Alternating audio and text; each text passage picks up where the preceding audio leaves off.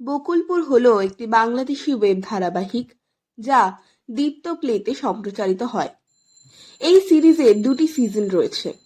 এই সিরিজে আনিসুর রহমান, মিলন, শবনম ফারিয়া, নাদিয়া আহমেদ, আকহাম হাসান, আজিজুল হাকিম, আরফান আহমেদ, ফারজানা ছবি, শ্যামল মাওলা, আইরিন আফরোজ, শামিমা তুষ্টি, আহসানুল হক মিনু, ওবিদ রেহান, তাহমিনা মৌ, মুকুল সিরাজ, টুটুল চৌধুরী, চমক তারা, হেদায়েত নান্নু, সিরাজুল ইসলাম সহ আরও অনেকে এই সিরিয়ালে অভিনয় করেছেন।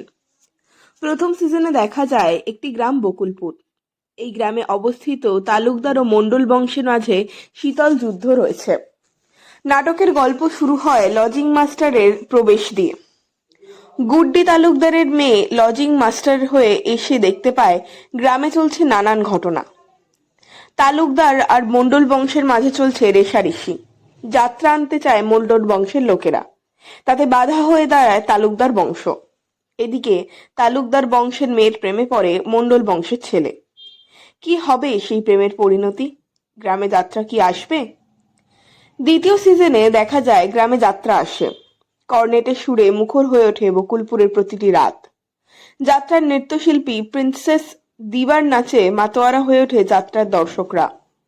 গুড্ডি তালুকদারের ছোট ভাই টেরি তালুকদার প্রেমে পড়ে যায় প্রিন্সেস দিবার। টেরির সাথে পালিয়ে যায় দিবা, ওঠে বন্ধু মতিনের খালা মালেকার বাড়িতে।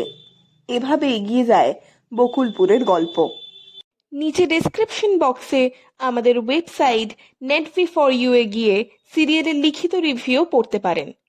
এই সিরিয়ালের গল্প আপনাদের কেমন লাগলো তা কমেন্টে জানান। ভিডিওটি ভালো লাগলে লাইক ও শেয়ার করবেন এবং আপনি যদি আমাদের চ্যানেল আস্ক মির্চিকে এখনো সাবস্ক্রাইব না করে থাকেন তাহলে সাবস্ক্রাইব করুন। ধন্যবাদ।